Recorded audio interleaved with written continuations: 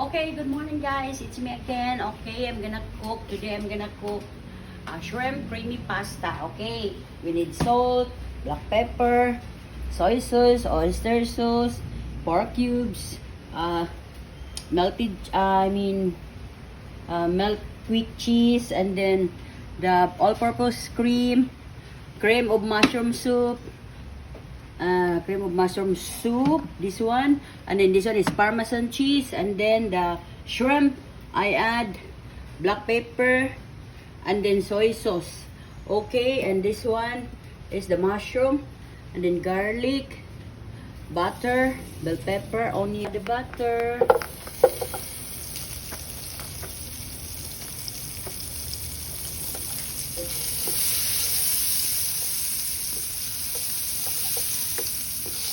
We're gonna fry the shrimp first with the butter.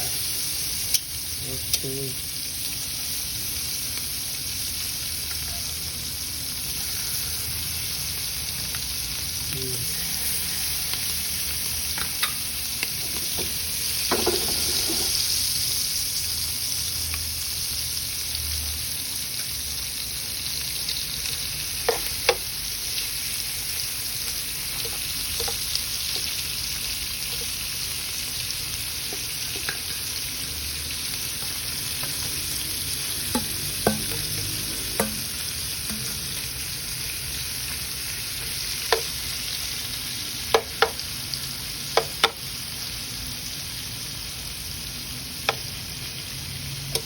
Oh, and then the pasta also is here.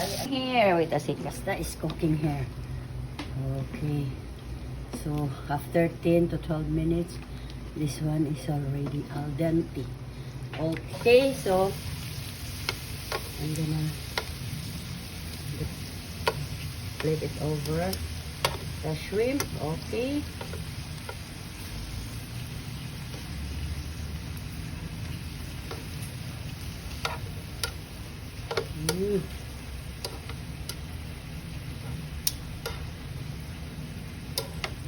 So the shrimp is cooked already, so sit aside.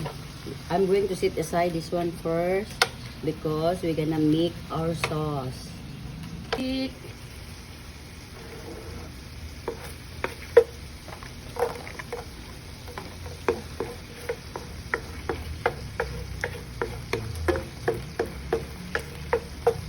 Onions as well as the bell pepper. Okay, little soy sauce, oyster sauce,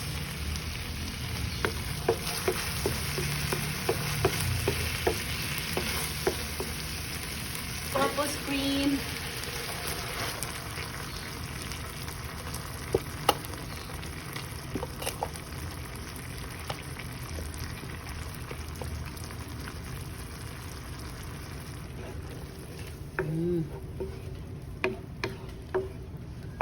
some soap,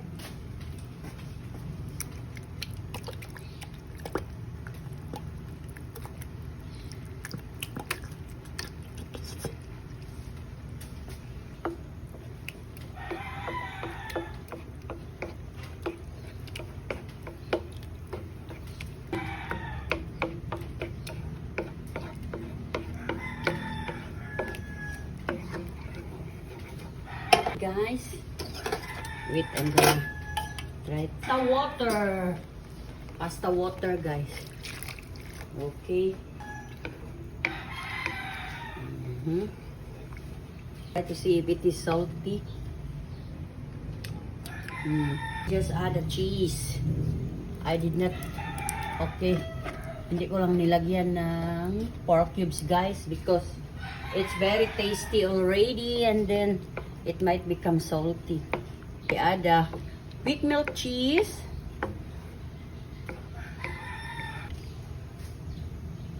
It did not become salty anymore. Okay, add pork cubes. There. Okay. Mushroom, guys. Okay. Add the mushroom.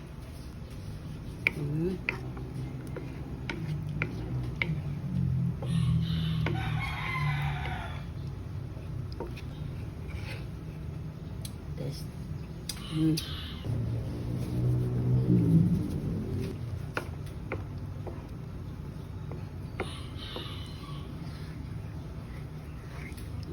Cheese. This is not open yet. Okay, I just put like this. Okay.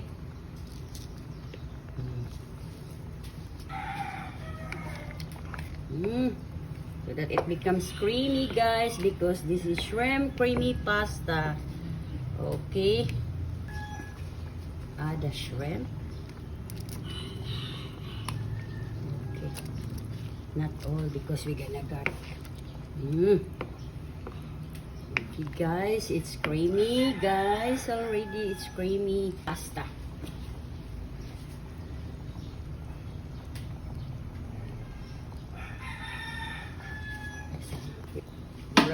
Salty.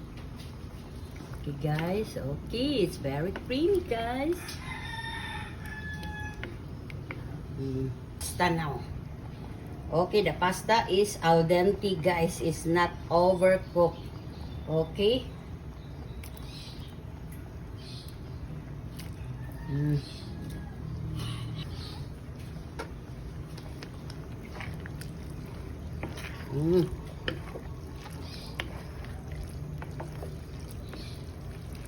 Okay, guys.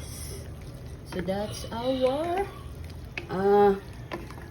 shrimp creamy pasta is done. Okay. With spring onions. Okay. And then okay, guys, some more shrimp.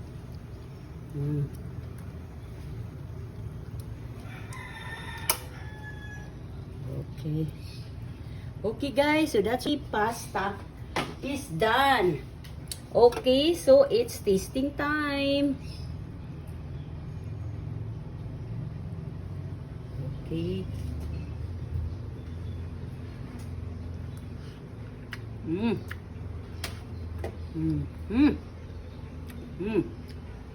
It's super yummy, guys, and it's creamy. So that's our shrimp creamy pasta. It's done. It's super yummy. Look at that one. It's super yummy. Okay. Okay, guys. Thank you for watching and see you tomorrow for another recipe. Bye-bye.